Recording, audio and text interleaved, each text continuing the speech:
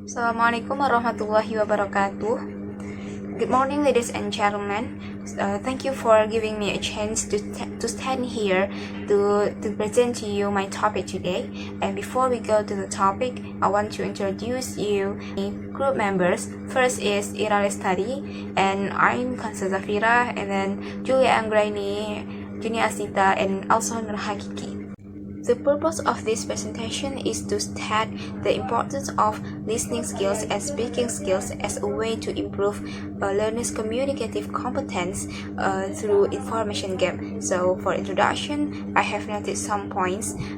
So my points that I want to talk about are, first is the variety of language skills. So in real life communication, people use the variety of language skills, which are listening, reading, writing, and also speaking. So to learn a foreign language, people usually use all of those variety of language skills to communicate with other people. So they find other people to communicate with the same language with them, so that they can find themselves, and then so that they can understand the language that they are talking about. So especially for listening and also speaking skills, which are also important as the other skills to communicate. As Bernays said, that one should keep in mind that the skills are normally integrated in real life. So it means that one skill that has been learned and also practiced can extend through further language tasks, which brings different skills into use. So it means that we can say it is a form of the process of integrating skills, which are listening and also speaking skills. And then the third point that I want to talk about is, as Seferoglu and Usakor 2004 said, that listening is usually an interactive process. So it means that the listener is not only focused on what the speaker is saying, but also they have to react or ask questions for clarification to the speaker. So it is essential for the students to understand what they are listening and also can respond to it orally, so that the interactive process can be feasible. And then number 4, the point that I want to talk about is the aims. The aim is to bring the integration of speaking and listening skills while teaching. So I want to say that those aims to bring the integration of listening and speaking skills while teaching, it reminds us not only focus on grammar, on learning the grammar, but also learn how to communicate that language through integrating those two skills, which are speaking and also listening skills. So at least it can help them to improve their oral communicative competence. Then the next point is about the importance of communicative competence. As Delheims 1971 said, that communicative competence refers to morphology, syntax, phonology, and about how and when to use or utter the language of the language user's knowledge. And then it means that communicative competence is a way of a speaker to use the language to interact effectively with others. So therefore, it is suggested for the teacher to encourage or to integrate the two skills or the language skills in the class, so the students can communicate with others competently. Then the next point is about the difficulty of listening and speaking in speaking class. Many students are being too difficult to cope with listening and also speaking class. They are anxious and not confident to speak or to participate in the class, especially in listening and also speaking class. They think that they will make a mistake if they show off, if they speak out in the class. So as the teacher, it is a must to find an activity an activity that can improve the students' motivation in the class so that they can participate more and be brave and be confident to show themselves. So, to solve the problem, the researcher has found an activity that integrates the two skills, which are listening and speaking skills, and help the teacher to improve the students' motivation and participation to communicate with other people. And the activity is called information gap task. The information gap task is an activity where the students are required to complete the needed information to each other, and they have to speak and listen with their friends so that they can get and find the needed information to complete it. So it means that it is very beneficial for the students to improve their skills in listening and also speaking skills. And besides, the teacher's role in information gap is to motivate the students to speak confidently in the target language. Okay, for the next slide is about like Hippon and Spada have suggested speaking in the target language require more than one mental task at one time, like choosing words, pronouncing them, and stringing them together with the appropriate grammatically marker. In the other perform this operation while communicating, complex and non-spontaneous mental cooperation are required, and failure to do so may lead to reticence, self-consciousness, fear, or even panic. Similarly, with respect to listening. Another important feature of information gap tasks is that each student has only part of the information they need to complete a task.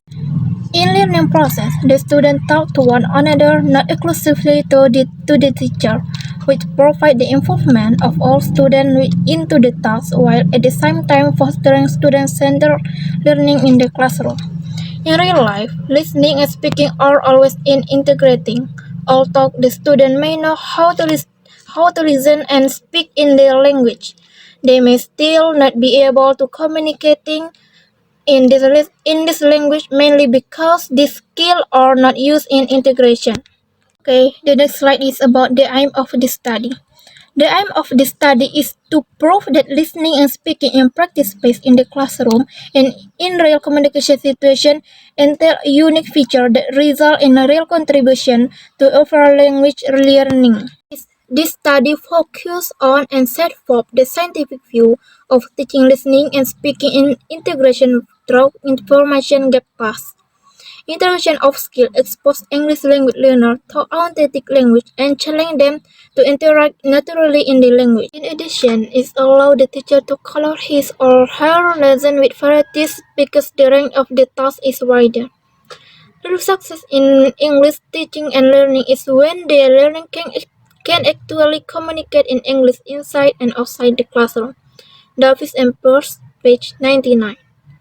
With this in our mind, this study aimed at answering the question whether teaching listening and speaking skill in integration improve oral communicative competence of the student. Okay, I will continue for the next material, that is method. First, subjects. For the study, tasks and pre-post tests have been administered to 180 students from the preparatory classes of Hesitape University. They are chosen at random and are all intermediate level students between the ages of 17 and 19 who have graduated from government schools. The course book they are studying in their English classes is English File. They have started learning English with English File Elementary and have gone as with the other level of the same books. First, the pre-test was administered to all participants. Then, 90 of these students practiced 15 listening and 15 speaking tasks, which were taught separately. Each day, one of these tasks was carried out in the class. In the meantime, the other 90 students were busy with the 30 tasks which were based on the integration of the listening and speaking skills through information gap tests. Subsequently, all the students were given exactly the same test as the post-test. The tasks and the tests have been carried out in the fall semester of the 2008 until 2009 academic year. The post-test was applied to the students just after they had completed tasks. This, of course, increases the reliability of the test results since it was held when the effects of the task were still fresh. Next is instrument and also the pre-post test. All of the participants chosen for this study are all of the same level of proficiency, which makes the test result more reliable. It will be impossible to work with students at various levels of proficiency because different levels of proficiency would require different tests and tasks to arrive at reliable results.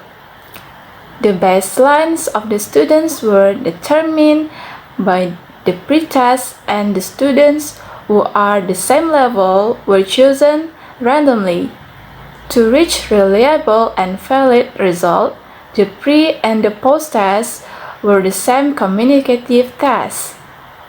Chastain mentioned that a communicative test aims at developing valid, reliable, and practical means of evaluating students' ability to communicate.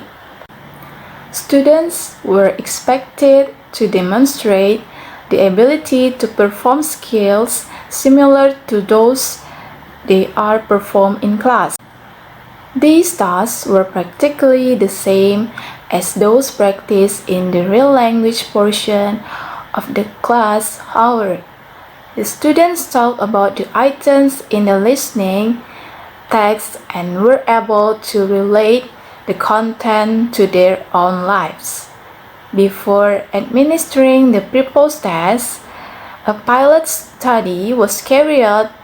It was applied to 20 students apart from the participants of the main study, as it wasn't possible to administer the same test again to the participants of the pilot study. The participants of the pilot study were from Hesitative University Preparatory School, and they were all chosen randomly. The pilot study aims at finding out whether all the items are clear and understandable to make the factor analysis and see if there are any irrelevant questions, and also to see if they are categorized in the right place to find out whether the test is reliable or not. The Cornsbach alpha value is 0.8, so the result of the pilot study reflected the reliability of the test, which reinforced the validity as well. Thank you. I'm going to conclude some points from our topic today. First, in real life, especially for foreign language learners, the speaking and listening skills are so important. And the second one, it is also the role of the teacher to facilitate the learners to have communicative competence.